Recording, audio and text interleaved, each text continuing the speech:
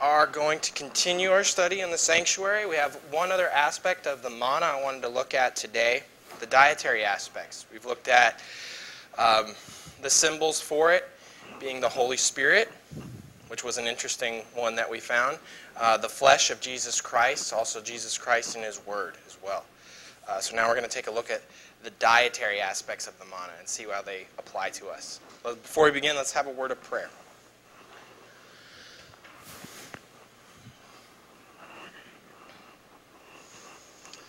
Dear Heavenly Father, our mighty King, our Lord, and our Savior, thank you so much for another Sabbath day, for another day of rest, to rest in you and to abide with you, Lord. Please send your Spirit here, and your ministering spirits as well, to be with us, edify us, Lord, as we continue this study. Lord, thank you so much for your mercy and your love, your long-suffering and your patience towards each and every one of us every day, Lord. Please strengthen us to be able to meet the standards that you have outlined for us, Lord. In Jesus' name, amen. So, we're going to look at it almost in a prophetic sense, as well as what the food actually meant in the sanctuary. So I entitled it Manna in the Temple.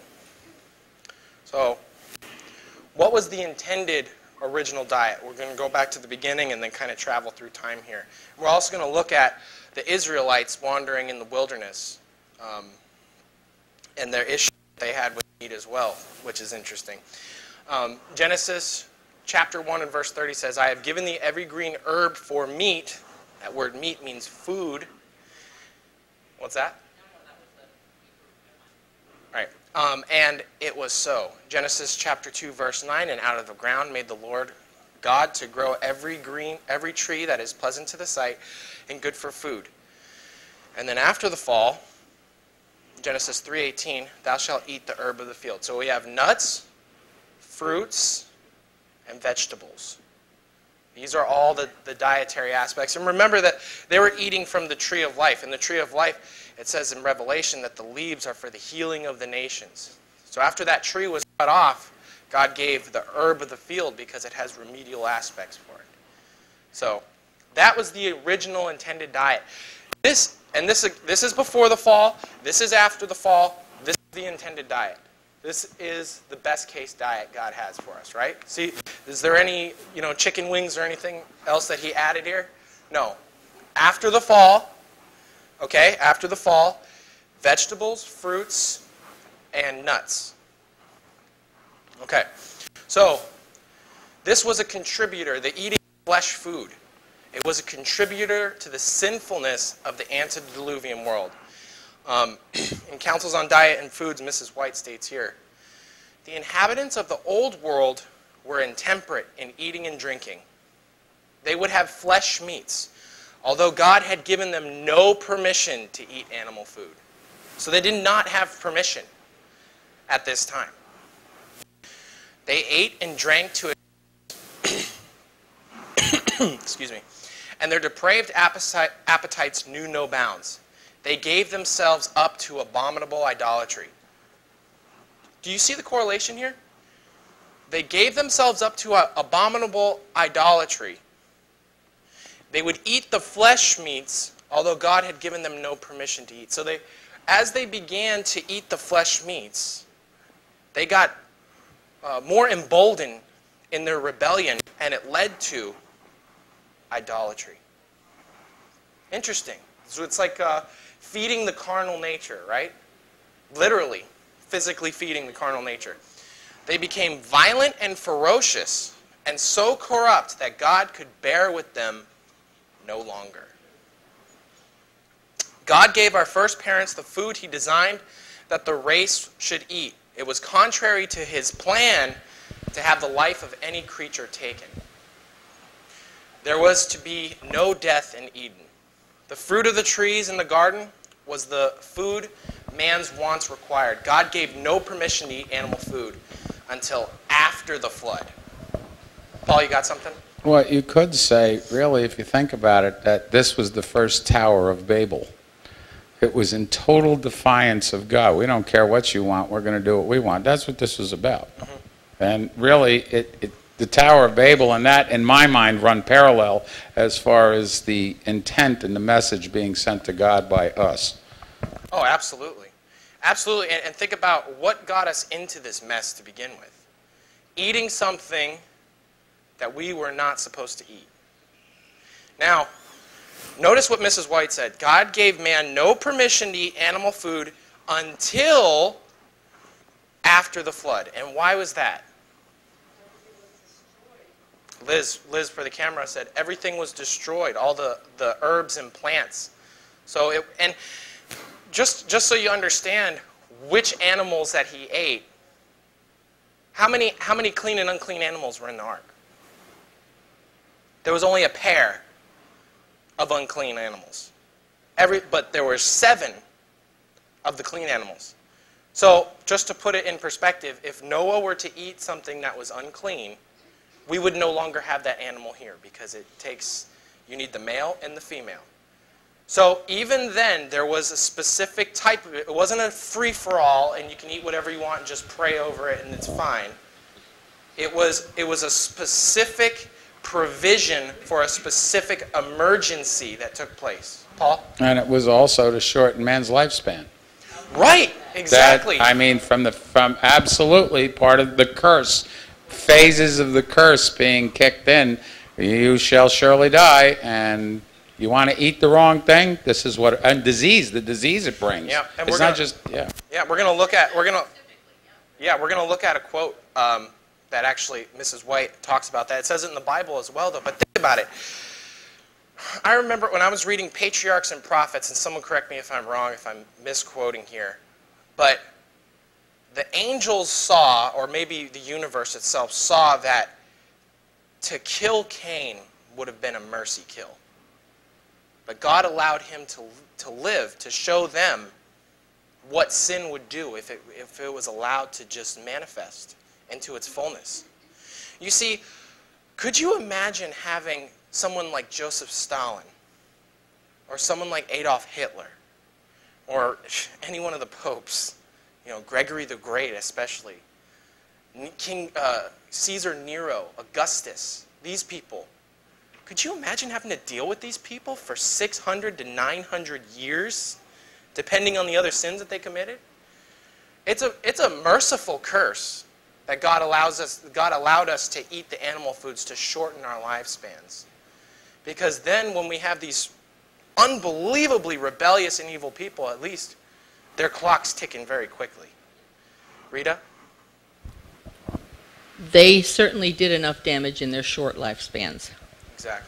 Exactly. I mean, again, could you imagine an additional tenfold of that lifespan that they've already lived? Most of these people commit their most heinous acts within a matter of 30 years. Could you? Oh, I don't even want to think about it. So everything had been destroyed upon which man could subsist, and therefore the Lord in their necessity gave Noah permission to eat of the clean animals, which he had taken with him into the ark. But the animal food was not the most healthful article of food for man. After the flood, the people ate largely of animal food. Okay? And this is what Paul was just mentioning. God saw that the ways of man were corrupt, and that he was disposed to exalt himself proudly against his Creator, and to follow the inclinations of his own heart. And he permitted that long-lived race to eat animal food to shorten their sinful lives. Soon after the flood, the race began to rapidly decrease in size and length of years. So, again, it's a merciful thing, because you would have people who are stronger, faster, smarter, and live a long time. That would be around for a long time, that you would have to deal with for a long time. People in the world, political figures that you'd have to deal with hundreds and hundreds of years. It would be awful. So it's a good thing that God allowed this to happen. It's a mercy killing, in my opinion. And when you think about all there were people, if you remember, Mrs. White records that there were people that came to the message when Noah was preaching, and then turned their backs on it later over the course of that 120 years. You see, it's such a blessing in my mind that I can follow God and prepare myself with a matter of 60 years. Rather than thinking to myself, oh, well, I still have about 300 years left. I'm glad I don't have that temptation. I really am. So, let's look at the background of the manna story with the Israelites. The manna was given as a provision for Israel after they left Egypt. It was to sustain them and prepare them for the promised land. It was heavenly food consisting of earthly components. Otherwise, if they would have ate it, it wouldn't have done anything to them. It had to have earthly components to it. We're going to look at what kind of components those were. Were they flesh food components, or were they something else? It contained all ingredients necessary for survival in the wilderness. It had to. It sustained them for 40 years. It was held in high esteem by God, placing it in the Ark of the Covenant. It is essential to his temple. Right next to the Ark of the Covenant, or right inside the Ark of the Covenant, next to the tables of the law, is the manna and Aaron's rod. So it's extremely important. So, what is it? Exodus chapter 16, verse 31. We're going to go over a couple of quotes that we actually touched on before a couple weeks ago. But bringing them back up again, we're going to look at a different aspect of them. So, Exodus chapter 16, verse 31, it says, it was like coriander seed, white, and the taste of it was like wafers made with honey. Psalm 78, verse 24 and 25 says, and had rained down manna upon them to eat, and had given them of the corn of heaven, angels' food. And we looked at that quote before, that angels actually prepared the food. So, it's from heaven, but it has ingredients that earthlings can use. Okay? And then John chapter 6, verse 48 through 50, Jesus says, I am that bread of life. Your fathers did eat manna and are dead. This is the bread which cometh down from heaven, that any man eat thereof and not die. And that's the aspect that we looked at a couple weeks ago. So these are the symbols here. So God supplies his people. Exodus chapter 16, verse 1 through 3, 6 through 7. I've highlighted some of the things here that we're going to take a look at.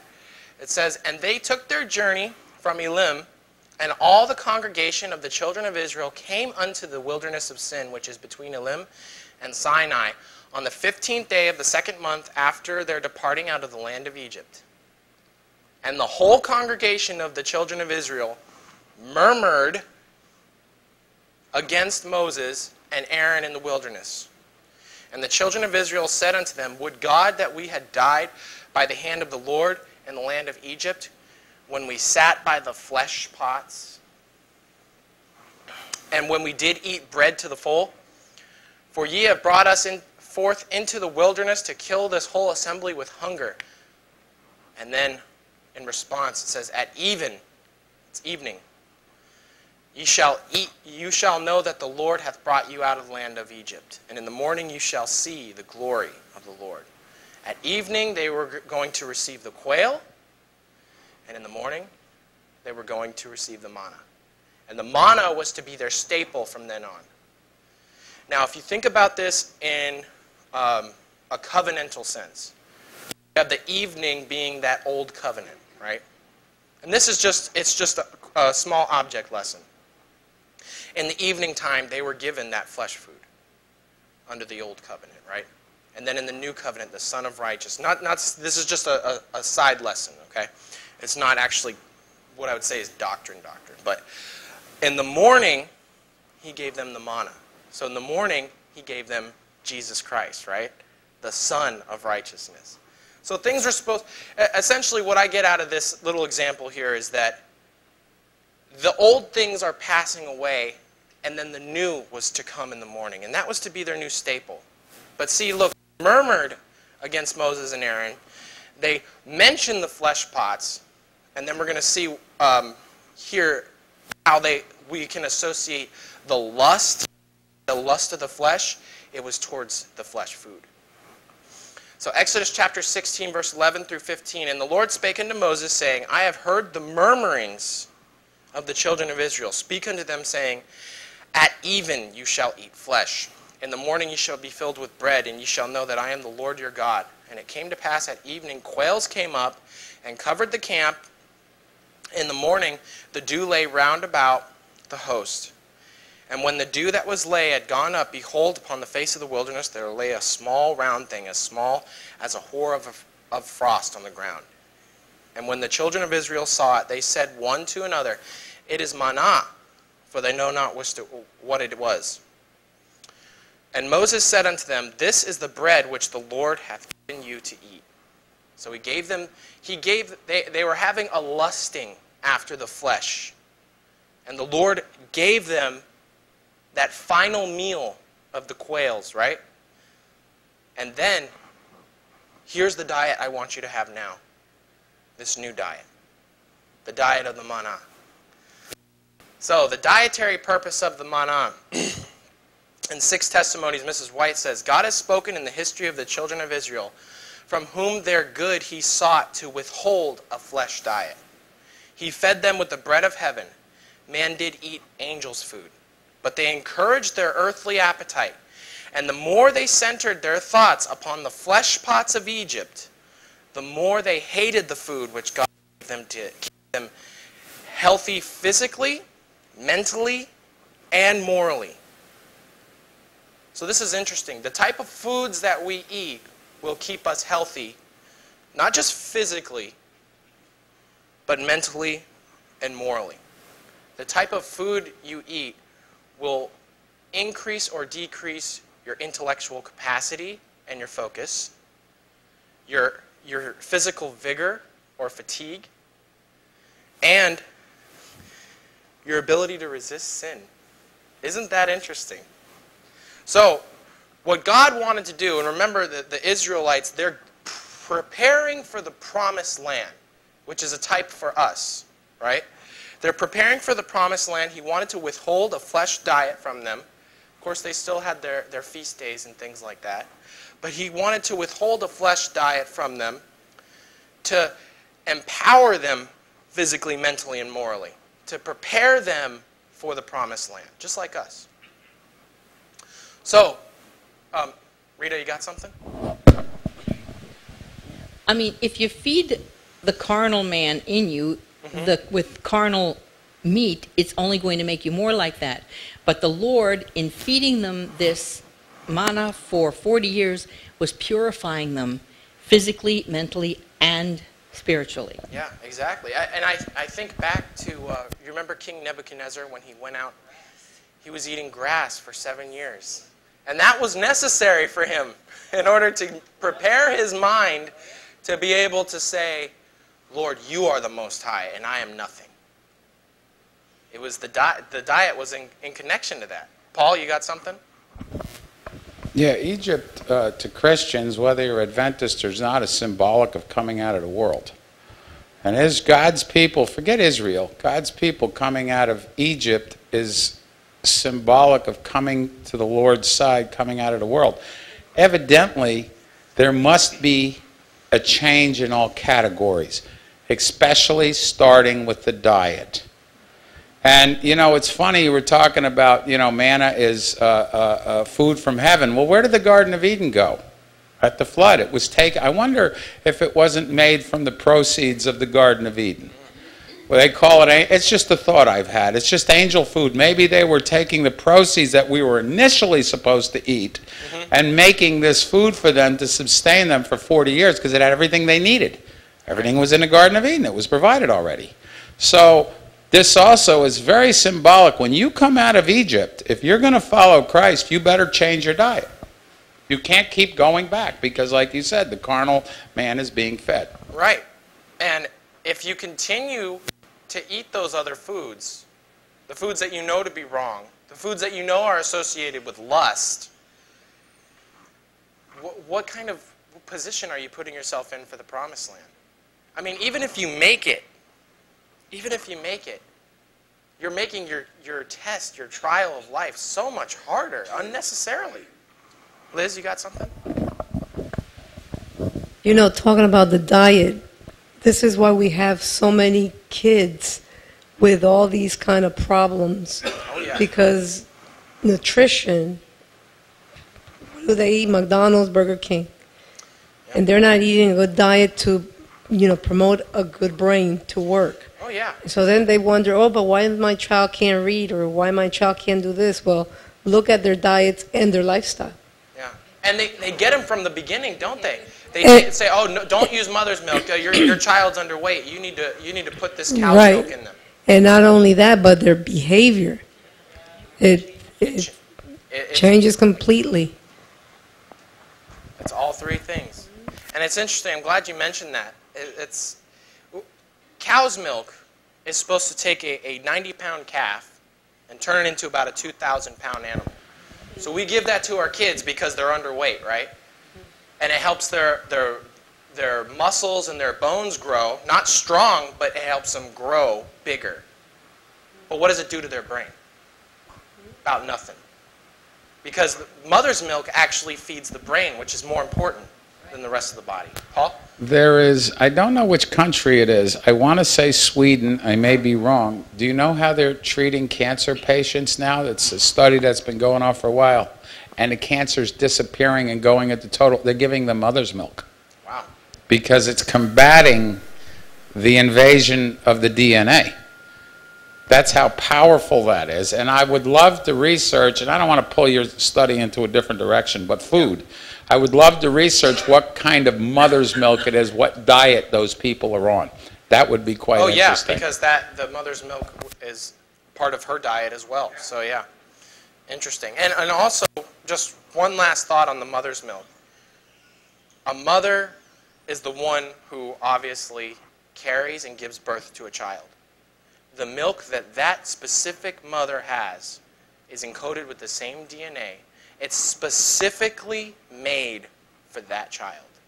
So when you take that away and give it something else, even if you gave it somebody else's mother's milk, it's not going to be as good as the product that God has given you to give. Right, exactly. They're identical. They're matched. So, the lust for flesh, originally God oversaw it. He said, I've heard the murmurings against me, and I'm going to give you the quail. He was being nice. He was being a loving, caring father. Now, in Numbers, we have the same issue comes up, and there's a different take to it, because you know what? It's been time has gone by. I think it's been 40 years at this point, and they've been eating the manna. And they should know better by now. Okay? So we'll see how this same issue unfolds. Numbers chapter 11, verse 4, 6, and 10. And the mixed multitude, do we have a mixed multitude in the Seventh-day Adventist Church? Yes. Are they the ones that are murmuring for the flesh pots and other things? Yes. Just like the type. Just like Paul said, kind of, let's not think so much Israelites, but God's people. Same thing. This is why this story is relevant still to today. And the mixed multitude that was among them fell a-lusting. Is that a good thing? Is that an ennobling thing? They fell. They went down a-lusting. And the children of Israel also wept again. So they convinced them as well. And said, who shall give us flesh to eat? There is nothing at all besides this manna. Sounds like a little kid, doesn't it? The anger of the Lord was kindled greatly, and Moses was also displeased. I don't know about you guys, but I am not interested in angering the Lord greatly. So here's what happens. Numbers 11, verse 18 through 20. Ye shall eat flesh, for ye have wept in the ears of the Lord, saying, who shall give us flesh to eat? For it was well with us in Egypt. Therefore the Lord shall give you flesh, and ye shall eat. Ye shall not eat 1 day, nor 2 days, nor 5 days, neither 10 days nor 20 days, but even a whole month, 30 days, until it comes out of your nostrils, and it be loathsome unto you. Is this a blessing that God is giving them? No. coming out of your nostrils, he's saying, I'm going to hand you over to your lust. It's exactly what he's saying. Because that ye have despised the Lord which is among you. So, jumping down to verse 33 and 34, it says, And while the flesh was yet between their teeth, ere it was chewed, the wrath of the Lord was kindled against the people, and the Lord smote the people with a very great plague. And he called the name of the place Kibroth Hattaavah, because there they buried the people that lusted. So lust associated with the eating of flesh food. Rita? You know, if this is already toward the end of the 40 years, some of those people haven't even ever tasted meat when you think about it. Because they didn't get it, they got it in the beginning, but now they've been wandering for so long. These are children and teenagers, and how did it's like amazing to me. It really is. Is it not so similar to what happened in heaven with Lucifer? This mixed multitude went around convincing everybody else that they need this meat now too. And that's exactly what it says. It says the mixed multitude started this. The mixed multitude lusted after the flesh, not the true children of Israel. The mixed multitude did. They fell lusting, and the children of Israel also wept again. It seems, in my mind, it seems like they were convinced by the mixed multitude that they should have meat. And they were deceived. And there was consequences this time. There wasn't consequences the first time, because the Lord was bearing with them. But now, they should know better. This is unacceptable at this point. So, flesh foods causes a breach in God's promise. Do you see this? A very great plague was kindled against them, and many people were destroyed. But let's go back a few chapters back to Exodus. Exodus 15, verse 26. The Lord promised, if thou wilt diligently hearken to the voice of the Lord thy God, and will do that which is right in his sight, and will give ear to his commandments, and keep all his statutes, I will put none of these diseases upon thee, which I have brought upon the Egyptians, for I am the Lord that healeth thee. So their lusting for flesh voided this promise that they would be healed and that they wouldn't have any of the diseases that the Egyptians had. Their desire for that flesh food brought that back. Nullified that, sorry.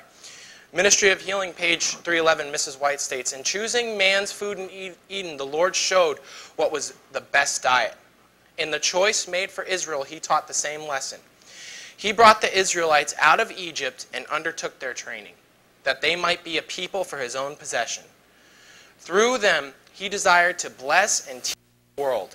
He provided them with the food best adapted for this purpose, not flesh, but manna, the bread of heaven. It was only because of their discontent and their murmuring for the flesh pots of Egypt that animal planted them, and this only for a short time. Its use brought disease and death to thousands. It nullified that promise. Yet the restriction to a non-flesh diet was never heartily accepted. It continued to be a cause of discontent and murmuring, open or secret, and was not made permanent. It was only not made permanent because of their inability, their hardness of their hearts. Otherwise, the diet would have been changed right there.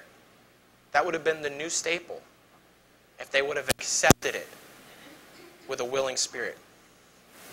So now we have manna in the sanctuary. Let's take a look at that.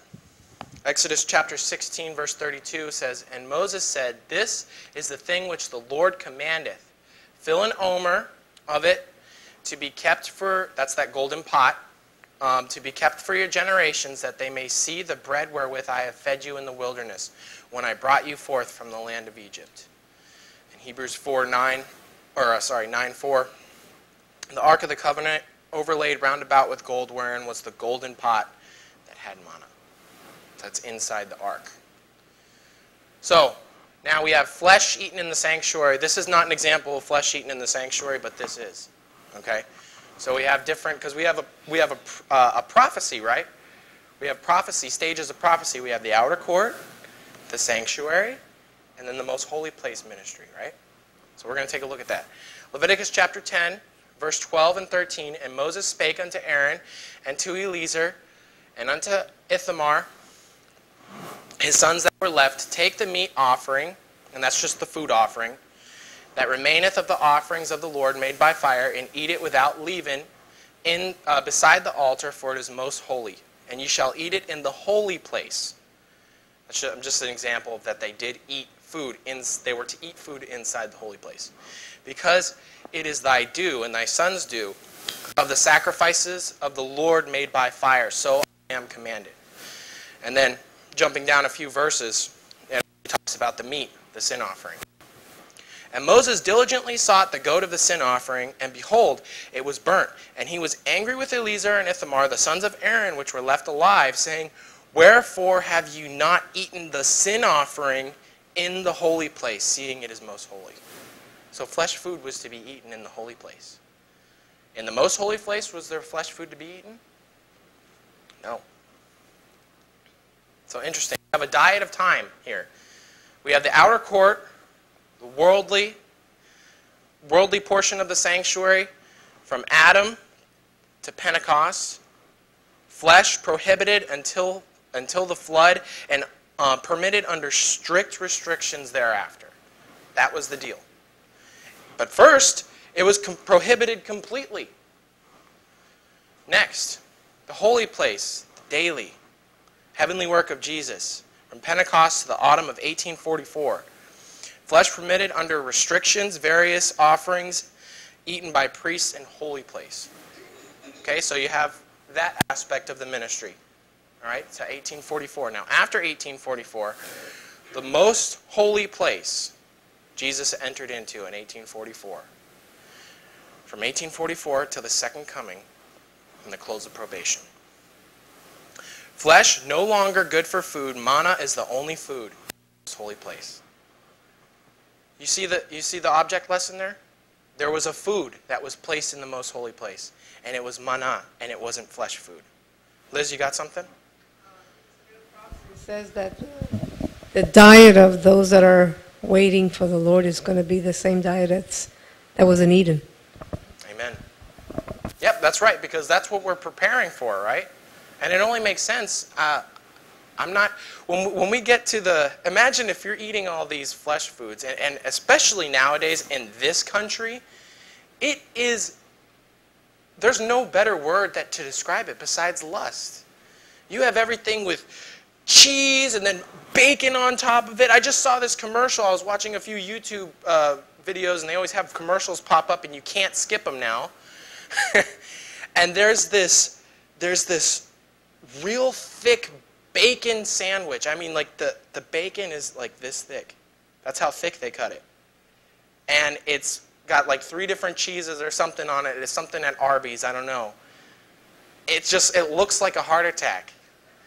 And and this is the food. I mean, but think about it. If you have tuned your mind and your body and your moral compass to be eating those nasty foods that are only hurting you, when we get to the wedding ceremony, what are you going to be looking for?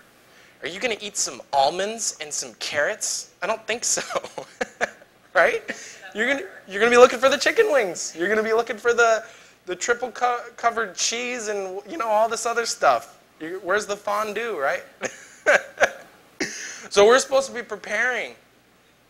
And the proof in the pudding is really in the eating, because let me tell you, I didn't want to give up meat. It wasn't something I wanted to do, but when I realized it was the Lord's will, and we did it, me and my wife, we took that step, our diet has actually expanded. It hasn't gotten smaller, because you know what? Everybody, all they do is they take a meat, and they put it there, they put a little vegetable next to it and a starch, and that's their meal 3 times a day.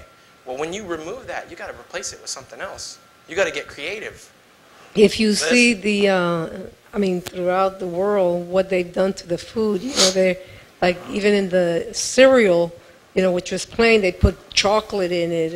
They add all this stuff to kill you, basically. And people don't realize it. They think this is good, but at the end of the day, they don't realize that it's affecting their body. And, that's what the enemy wants. He wants our brain not to be able to discern what God has for us and to understand where we need to be. Exactly. And it's like nowadays we have this is carb-free, this is fat-free, this is sugar-free, but then they actually, it's all a lie, because they just use fake sugars that they don't have to label it as sugar, it's something else. And they pump it full of that, and they say, okay, this is 0 calories. When really you're putting something that's even worse in your body because it's not natural and not real. How many things do we eat, especially in the United States and Western civilization, how much food do we put in our body every day from people eating fast food and things like that that's not even actually food? If you go to the store and you look through the breads, any given one is likely to have silly putty in it because it's a good preservative. I don't know about you, but I don't think silly putty sounds too good. So we need to get back to the Eden diet, the non-flesh foods, and the non-processed foods. We need to learn to cook again like we used to. People don't cook nowadays. So, abomination. Leviticus chapter 11, verse 9 through 12. This is some of the stuff that we eat here. These are some of our delicacies today. These shall ye eat of all that are in the waters. Whatsoever hath fins and scales in the waters, in the seas and in the rivers, them shall ye eat. Pretty simple instructions, right? But yet we eat catfish and these other things that don't have those, don't have scales or fins. And all that have not fins and scales in the seas and in the rivers, of all that move in the waters, and of anything which is in the waters, they shall be an abomination unto you. They shall even be an abomination unto you. Ye shall not eat of their flesh, but ye shall have their carcasses in abomination. 3 times he's mentioned abomination. Whatsoever hath no fins nor scales in the waters shall be an abomination unto you. He's pretty serious about this. So, this food that we eat, the ones that we pay so much for, scallops, shrimp, lobster, we got crab and snow crab legs. I used to eat these things. Squid, clams. These things are an abomination if you eat them. Does that make sense? There's other things that God calls an abomination. Just to put it, I know we like to categorize things, and you really shouldn't categorize sin, but there's a reason he's using the word abomination when he talks about these foods. Because these things are essentially the trash cans of the sea. They're bugs. They're filter feeders. They clean the oceans. You shouldn't eat something if you wouldn't eat its diet. That's pretty logical, right? I wouldn't eat a lobster's diet. Paul? It's interesting that you find this word abomination used. There are other words. Why isn't it unclean, impure? Mm-hmm. But we find that connected with worship. Mm-hmm. Abominable things. We find that connected with the temple, with idol worship. Well, when you connect that with, don't you know that your body is a temple of the living God? Mm-hmm. And whatever you do in it or to it, you can offend God, so it becomes an abomination as to what you're allowing in your temple, just as idol worship was an abomination. So it's the same thing. And like one man once said, you're eating the filters. No wonder you're getting sick. They're filters. That's what these things are. And you take a dirty water filter out and eat it. Exactly. That's what you're doing. And, another thing, they call it the cow's revenge, the doctors. And it's interesting, wealthy people don't eat a whole lot of this food. Did you know that? Yeah. Elite people eat much more fruits and vegetables than they do of this stuff. Yeah, that's a whole another study, but there are so many celebrities and elite members that they are vegetarian. You'd be surprised. Well, maybe not this crowd, but Bill Clinton. And he looks a lot better than he used to. He used to have a very bloated face. And Now it's thinned out a bit, you know. And a lot of these big time actors, and they have this unbelievably ripped bodies. They're not eating the things that make you bloated and kill you. I guarantee there's diets they put these people on. Say, oh no, don't listen to the doctors. Just do this, and in 6 months we'll see you and we'll start shooting the movie. You know, these are the things we pay extra money for in this country. These are and I'm glad Paul brought up things that God considers an abomination, because we're going to look at just a couple right now. Here are some other biblical abominations. Leviticus chapter 20, verse 13. If a man also lie with mankind as he lieth with a woman, both of them have committed an abomination, and they shall surely be put to death. Their blood shall be upon them. What? This abomination you get put to death for. In this nation of Israel, breaking the Sabbath was something that you could be killed for. Homosexuality was something you could be killed for. So when I eat lobster, and when I have sexual relations with another man, or if you're a woman, another woman, it's an abomination. They're both they're both described by God himself the same way. Pretty interesting when you think about it that way, isn't it? And then the worship issue that Paul brought up. 1 Peter chapter 4, verse 3. For the time past of our life may suffice to us to have wrought the will of the Gentiles, when we walked in lasciviousness, lusts, excess of wines, revelings, banquets, and abominable idolatries. Abominable idolatries. You have idolatry associated with it. And especially if you've studied some of the things that they do in order to worship their gods in the groves and things like that, for instance. That's a pretty good word to describe. Proverbs 6... Sorry, this is 6... No. Yeah, it's Proverbs 6:16, not 1:16. Proverbs 6:16 through 19. These things doth the Lord hate. Yea, 7 are an abomination unto him. These things are considered an abomination to God. A proud look, that was Lucifer's problem. A lying tongue, also his problem.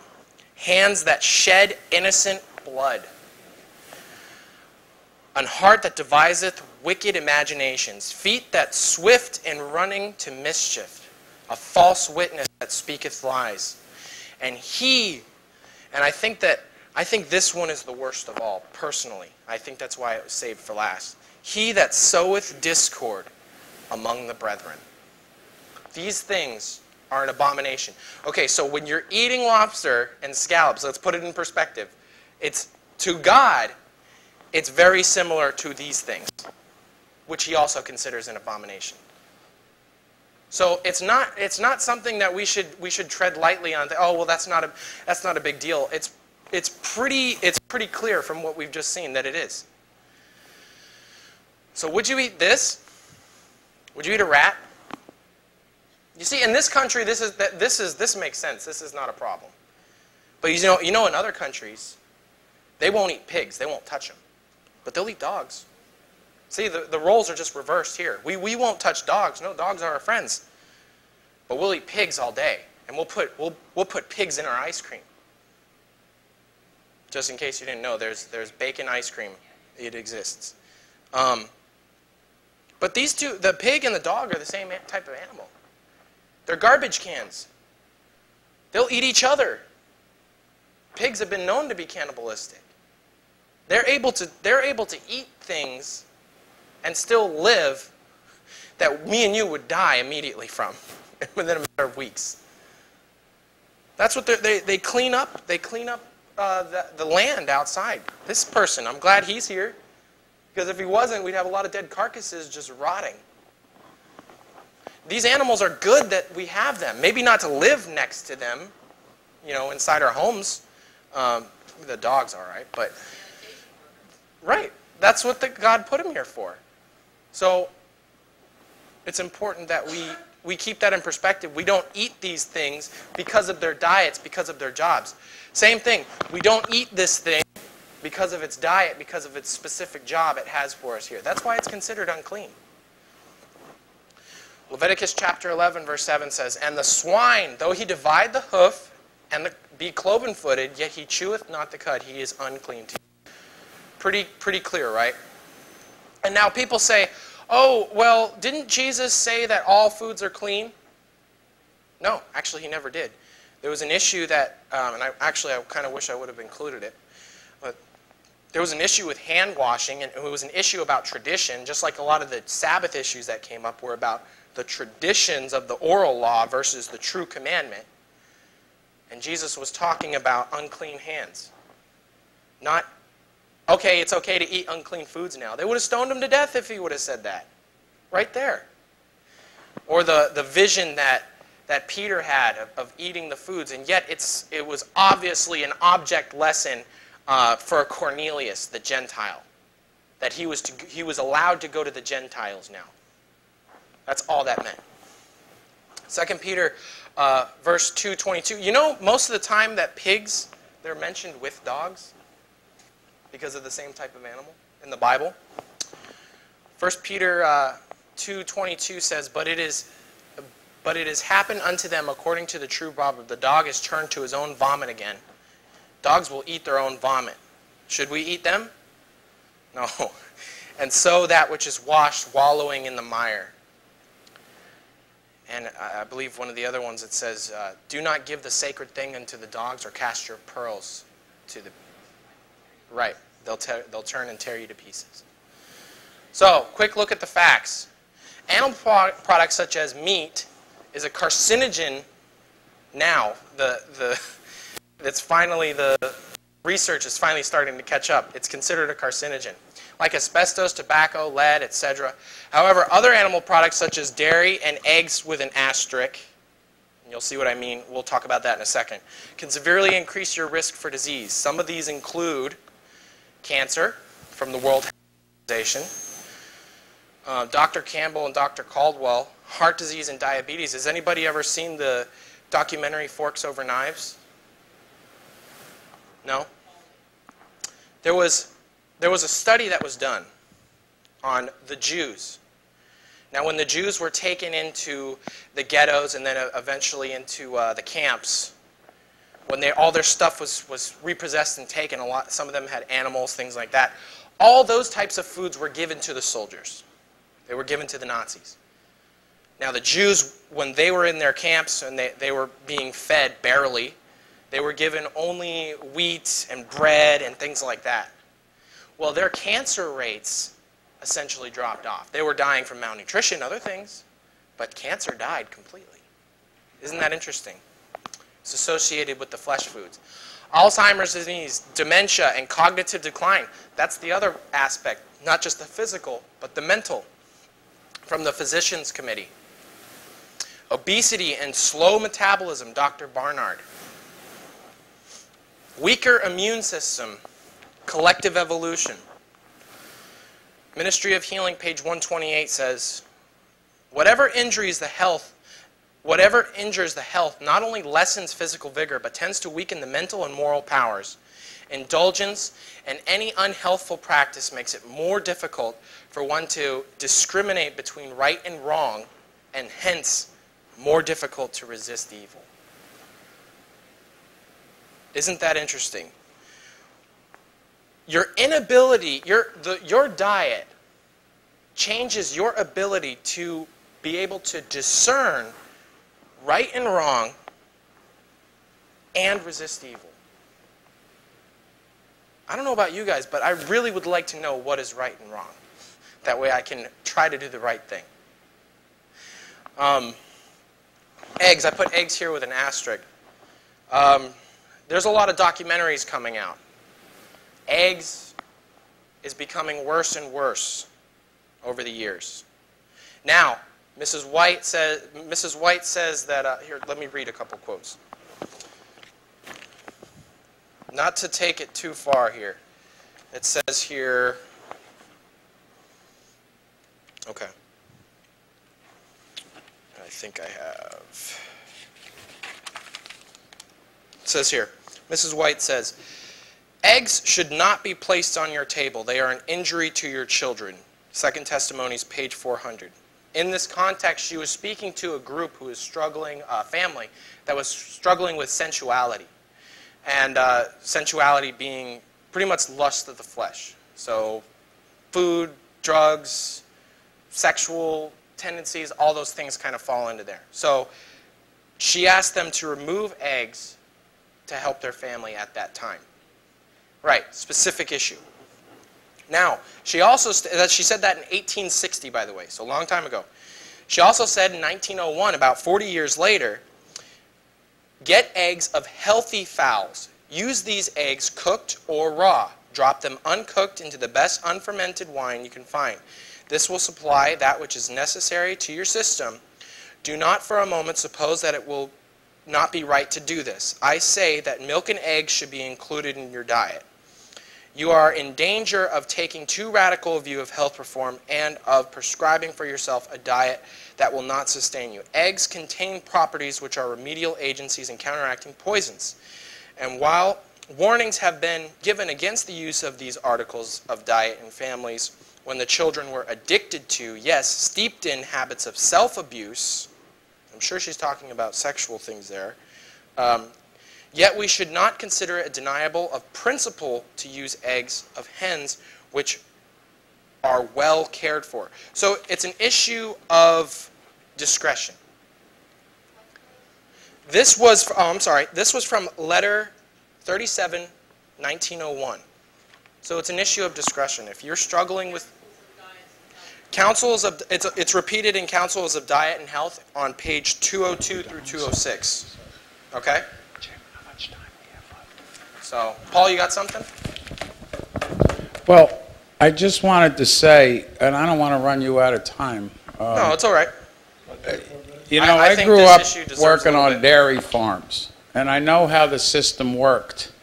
And I know the milk that comes out of the cows and goes into what they call a holding bulk tank is pristine. When they come to pick it up, they test it to go to the creamery for bacteria, and virtually no bacteria is allowed in that milk. If they find a slight amount, they reject the whole load. That's the milk we used to drink, not the rejected milk, but the milk that came out of the cows, and that's what Mrs. White is talking about. Now, when it goes to the creamery, you would not believe what they allow in that milk. I mean, I'm not going to go into the detail, but it is disgusting. And when we stopped working on farms and had access to raw milk, that's when I stopped drinking milk, because I know that stuff they sell in the store is not milk. Exactly. If I had my own cow, Rita and I talked about it, we'd use milk.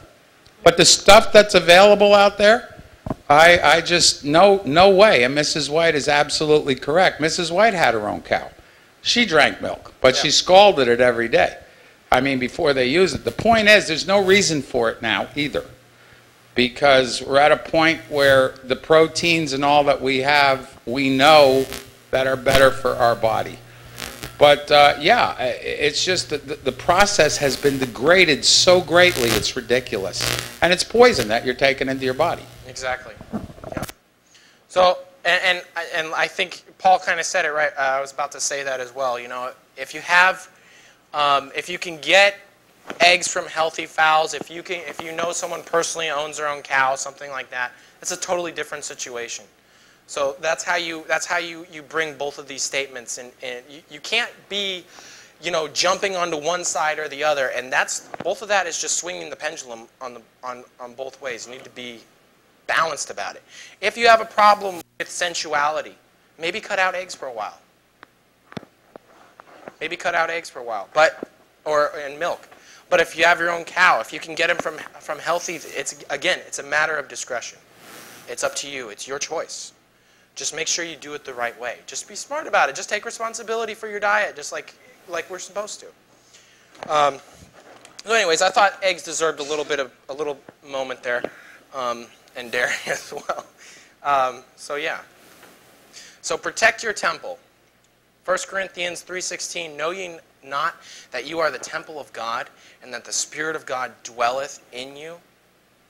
We are the temple of the Holy Spirit. If we're putting abominations, lustful, fleshly type foods into our system that hurt our system, because when you take in an animal, you not only have to process the toxins that you're breathing in on a daily basis or whatever you're doing, but you have to process their toxins as well. And also, the way the meat is brought in through the system, it always, always, always has the blood in it because it preserves it. Now, I mean, you can get them specifically from different shops, and that's a different situation as well. But the meat itself, 1 Corinthians chapter 10, verse 31 says, whether you eat or drink or whatsoever you do, do all to the glory of God. So how can we say, oh, God doesn't care about stuff like that? That's dumb. That's not something that we need to worry about. We can eat whatever we want. Then what do you do with a verse like this? Is he being, what is Paul saying here? Whether you eat or drink or whatsoever you do, do to the glory of God. He said whatsoever you do, but he mentioned eating and drinking by name because he knows that that's the issue. This was the issue that got us in trouble. Right? Think about it. The sin that caused all the murders in the world, all the rapes in the world, everything that you can think of that is in your vocabulary that you would file underneath abomination, it all started from the eating of the wrong food. That's what it started from. So let's prepare. Let's prepare our bodies. Let's prepare our minds and our moral compasses for heaven, because we're about to enter the promise. So let's take daily of our manna, and we looked at those symbols before of the Holy Spirit, of the Word of God, of Jesus Christ, partaking of those things, and also eating the right things that honor God and ennoble our temple for Him. Because that's why we should do it. We should do it not only because it's practical, and it is extremely practical, but because we love God. That should be the biggest reason we do it. So let's get ourselves ready. Let's prepare to go to the promised land and to be satisfied with what's on the wedding feast table. Okay, let's have a word of prayer.